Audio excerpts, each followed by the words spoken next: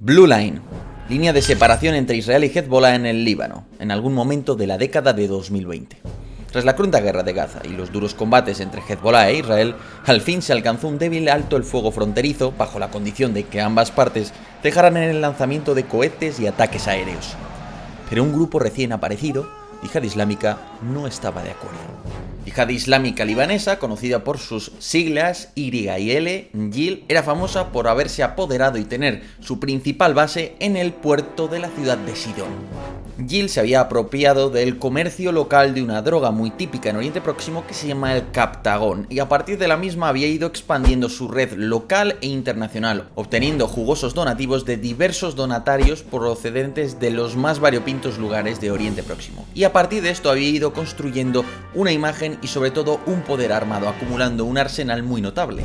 Su carismático líder, Karim al-Sidoni, estaba empeñado en provocar una reacción israelí que laminara al mortal enemigo de YL, el grupo Hezbollah, por lo que ordenó a sus yihadistas que se aproximasen a la Blue Line para hostigar desde ahí a las fuerzas de defensa de Israel. La Blue Line es el territorio demarcado por las Naciones Unidas para que los cascos azules actúen como una fuerza de interposición que dificulte, aunque les resulta imposible impedir, que Israel y Hezbollah entren en contacto y se disparen cohetes o realicen ataques aéreos. De hecho, la participación española en la misión comenzó en 2009, cuando el entonces presidente, José Luis Rodríguez Zapatero, buscaba congraciarse con el gobierno entrante de Barack Obama, para lo que desplegó más de un regimiento de las Fuerzas Armadas españolas en Líbano.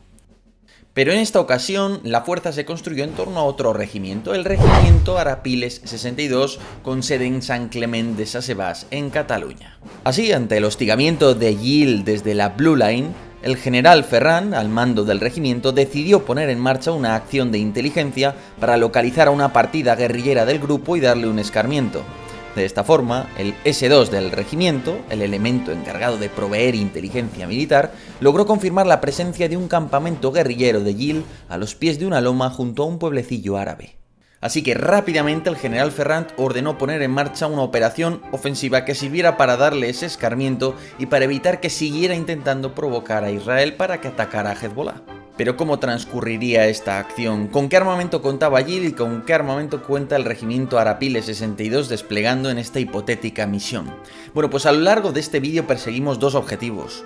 Uno es explicar cómo puede producirse una acción que involucre infantería ligera y uso de helicópteros para realizar un asalto. Veréis tácticas básicas pero muy interesantes. Pero también es un vídeo que debe servir como una crítica, porque la realidad es que yo haría muy mal si solo me dedicara a elogiar a nuestras Fuerzas Armadas. Así que tomadlo como una manera sutil de expresar algunos de los problemas que tenemos en nuestras Fuerzas Armadas. Por tanto, matamos dos pájaros de un tiro. Aprenderéis táctica y a la vez podréis conocer algunos de los problemas que debemos, por supuesto, solucionar. Por último, es una manera de homenajear al regimiento Arapiles 62, que tuve la oportunidad de conocer a lo largo de abril y que fue un auténtico placer, encontrándome con gente que la verdad tenía una predisposición, un amor por su trabajo y unas ganas de mejorar que me resultaron totalmente motivadoras. Así que de eso vamos a hablar hoy, de esta acción hipotética que podría no ser tan hipotética, por así decirlo. Así que yo soy Yago Rodríguez, muchas gracias a los que estáis ahí, pero sobre todo y particularmente a los soldados, a los militares del regimiento Arapiles 62. Y ahora, ¡comencemos!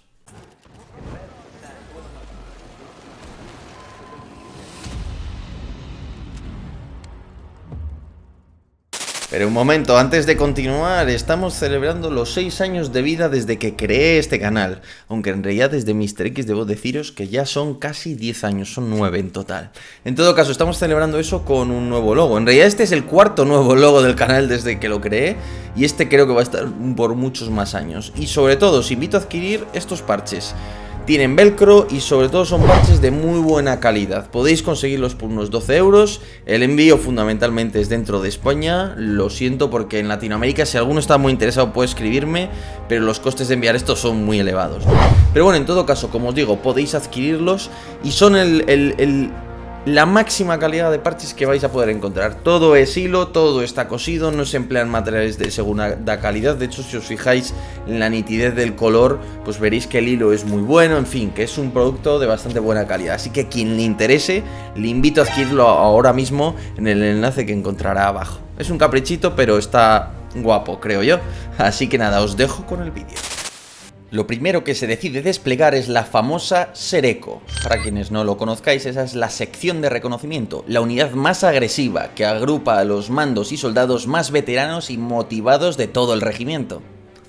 La Sereko es a su regimiento lo que las yemas de nuestros dedos es a nuestro cuerpo. Digamos que representa el tacto, esa habilidad de palpar, de tocar, de observar, de ver cómo está el terreno por delante de la fuerza principal, de alertar y, llegado el caso, ¿por qué no?, de cerrar el puño y dar algún golpe, pero no es lo suyo. Lo suyo es ver, observar, algún golpe como mucho y retirarse, obteniendo esa información clave y protegiendo a la fuerza principal, que es la que va a desarrollar las principales acciones. En todo caso, es muy importante que sepáis que la Sereko se compone del soldado más motivado, de los que normalmente están más veteranos, más maduros, por así decirlo, y por tanto es una unidad de choque muy interesante de cualquier regimiento.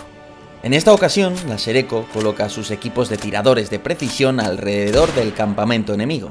Una vez ubicados en distintas cotas, uno de los equipos despliega un microdrón para tomar fotografías del campamento enemigo al amanecer. El dron realiza un solo vuelo, siguiendo un recorrido programado y sin emitir un solo fotograma. Y una vez en tierra, ahí sí se le extrae la información mediante un pendrive. El vuelo programado sin emitir el vídeo en directo y la idea de realizar un solo vuelo se debe a que han proliferado los receptores de señal que permiten detectar una fuente de emisión en 2,4 GHz en 833 MHz, es decir, las frecuencias que utiliza el dron para transmitir vídeo, señal de vídeo. ¿Qué pasa? Que si el enemigo tiene receptores de este tipo y detecta esa frecuencia operando, puede tener una alerta de que hay un dron. Por eso se ha hecho el vuelo sin utilizar ningún tipo de contacto directo entre la estación y el dron, y se espera a que regrese y se le extrae la información en un pendrive para que las emisiones de ondas de radio no le delaten en ningún caso. De hecho, el único vuelo que se efectúa a una altura importante, 50 metros, cuando las cámaras del dron quizás no son todo lo eficaces que podrían, no ofrecen la mejor nitidez de la imagen, pero así se evita que sus hélices y sus motores de electroimanes puedan ser escuchados. Las fotografías revelan la existencia de un campamento con un par de tiendas de campaña militares, donde probablemente estén los jefes, y posiblemente algo de armamento.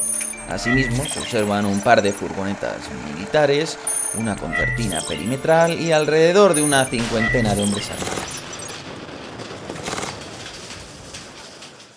Los tiradores, mucho antes que francotiradores, son observadores, y eso hacen toda la mañana. Los yihadistas parecen llevar fusiles pelados, es decir, sin ópticas ni accesorios, y dentro del campamento se observan algunos RPG-7 dotados de visores de apuntado PGO-7 que les permiten hacer fuego a un máximo de 500 metros de distancia en manos de un operador experimentado. Entonces el jefe de inteligencia del S2 decide echar un vistazo a los informes que ha recibido por la cadena de mando para ver las últimas informaciones y detalles disponibles sobre el grupo, y encuentra un par de notas. Una de las notas indica que Jill tiene la intención de comprar blindados y que podría haberlo hecho ya. Sin embargo, la fuente es una fuente local bastante poco fiable. Otra nota de un aliado local indica que la moral de los miembros de Jill es muy baja, que en la mayor parte de los casos son pequeños camellos de la ciudad de Sidón que no tienen formación militar y que por tanto huirán en caso de tiroteo a las primeras de cambio. Así que en el puesto de mando de la base Cervantes se trazan los últimos detalles del plan. La Sereko mantiene a sus tiradores observando al enemigo y proporcionando fuego preciso durante el asalto, llegado el caso, así como cubriendo la ruta de escape al oeste del campamento. Los helicópteros chinos recogen a la infantería en el helipuerto de la base Cervantes y efectúan un vuelo rasante, pegados al suelo, para evitar ser detectados, aterrizando en 2 LZ, que es como se conocen las zonas de aterrizaje, Landing Zone. Al sur del campamento enemigo, en la LZ Barcelona, desembarcan 3 escuadras de ametralladoras MG-42, que tras caminar bajo el abrasador sol veraniego, se despliegan y ocultan a lo largo de las faldas de la colina al sur del campamento enemigo. Por último, al este del campamento adversario, en la LZ Madrid, desembarca la sección de asalto, una treintena de fusileros que se posicionan para iniciar el asalto en cuanto se dé la orden. Además, para monitorizar directamente la acción, el alto mando despliega un dron RQ-11 Raven.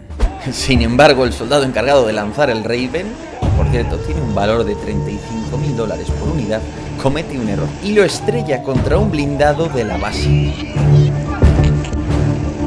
Y como hacía tiempo que el uso de los drones Mavic chinos había sido prohibido por ser productos civiles no certificados, pues no había ninguna alternativa al Raven. En otras palabras, el mando y control de todo este asalto se efectuaría como hace 70 años, es decir, con una radio y con línea visual directa con el horizonte, sin tener arriba un dron que me diera una visión vertical, cenital, desde la que poder observar el campo de batalla. Un error, desde luego. El asalto. A las 3 de la tarde, el general Ferrand ordenó el inicio del asalto. Las MG-42, pese a sus 90 años de historia, empezaron a batir la zona con ráfagas de balas como el primer día que fueron diseñadas. Los 3 equipos de ametralladoras se habían distribuido a 400 metros de distancia y cada vez que uno de ellos disparaba, los otros 2 se silenciaban, haciendo muy difícil detectar de dónde procedía esa tormenta de plomo. Ahora bien, la situación con los infantes encargados de realizar el asalto era muy distinta. Los chalecos nunca habían sido particularmente cómodos, los cascos eran muy poco ergonómicos y todos ellos diseñados por la industria nacional, que no siempre proveía lo mejor. Y aunque el fusil HK-36 era fiable, su concepto de una mira integrada en el arma de 1,5 aumentos no era lo ideal para adquirir blancos rápidamente. Por suerte, unos días antes del asalto, la marca Decathlon había ofertado a muy buen precio toda una serie de chalecos portaplacas, debido a que un exmilitar trabajaba para la compañía y estaba ofreciéndolos sabiendo de las necesidades. Sea como fuere, en ese mismo instante, los yihadistas se percataron del ataque y empezaron a huir y a abrir fuego a lo loco. Pero en solo unos instantes se escuchó el sonido de las hélices de un dron y una explosión. De repente se dieron cuenta de que entre los yihadistas había un piloto de drones kamikazes. Segundos después, un segundo dron emergió de repente y volvió a golpear a la sección de asalto española, provocando más bajas. Y como el general Ferrand no tenía ojos en el aire para evaluar mejor la situación, ordenó el repliegue de toda la fuerza hacia la LZ Madrid, de tal manera que se cubriera la retirada y la evacuación de los heridos y de los cadáveres, a la vez que se transportaba una sección que había permanecido en reserva por si se producía alguna vicisitud de este tipo. Por suerte, el fuego de ametralladoras y de la Sereco, que era muy certero, logró abatir al piloto de drones y a los últimos yihadistas, así que la sección de reserva tomó la posición de Gil sin mucho problema. Y entonces, ¿cuál fue el resultado del asalto? Pues el regimiento Arapiles sufrió 5 muertos y 6 heridos. En cambio, los yihadistas sufrieron un número bastante superior de bajas. Simultáneamente se ocupó toda una serie de material al enemigo: armamento, equipos de ordenadores con información sensible y otros tipos de materiales. Pero en la polarizada opinión pública española la historia fue otra, porque ya se sabe, hasta que no hay muertos, nada se mueve en España. Los principales diarios nacionales empezaron a visibilizar las quejas de los mandos del Arapiles y de los soldados, que desde hacía años llevaban solicitando la compra de drones civiles baratos, numerosos y operativos, frente a los carísimos y a menudo obsoletos Raven.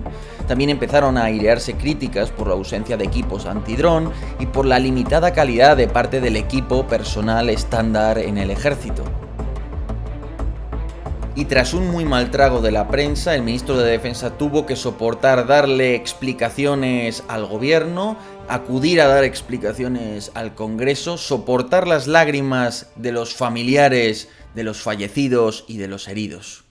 Y al fin, por unos días, la sociedad española prestó atención a sus fuerzas armadas y la clase política impulsó una serie de adquisiciones y cambios en la política de compras para evitar que los miembros del heroico regimiento volvieran a pagar con sangre el desdén de su sociedad y de diversos estamentos de las fuerzas armadas y su propio ministerio. Por cierto, sé que soy muy pesado, pero recordad que tenéis ya disponibles los nuevos parches, que la tirada es limitada y que tenéis los enlaces ahí abajo. ¿Cuáles son las conclusiones de este vídeo? ¿Qué nos queda en este vídeo? Bueno, primero podéis observar las tácticas, el fuego y maniobra, ¿no? El emplear la unidad con ametralladoras para proveer fuego de apoyo durante el asalto, mientras la sección de asalto ataca. Podéis ver cómo se hace la recopilación de información previa al ataque, ¿no? Cómo el S2 es el encargado de ejecutar esa misión, cómo utiliza la Sereco, cómo utiliza drones. Pero además también podéis intuir de una manera clara algunas de las carencias de nuestras Fuerzas Armadas y algunos de los problemas que podrían darse en operaciones en el exterior en el futuro.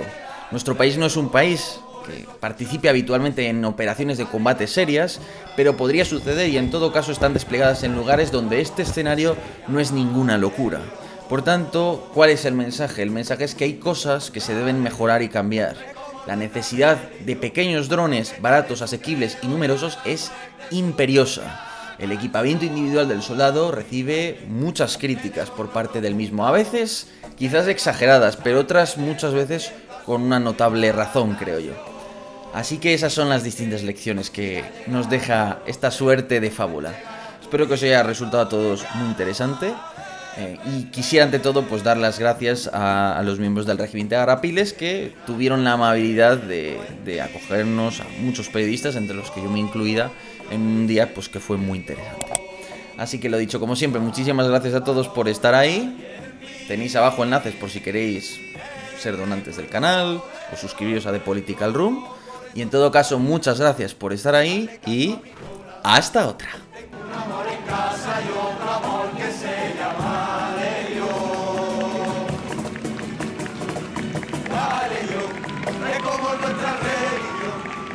Tiene su credo y a la muerte su propia canción. Y también tenemos nuestro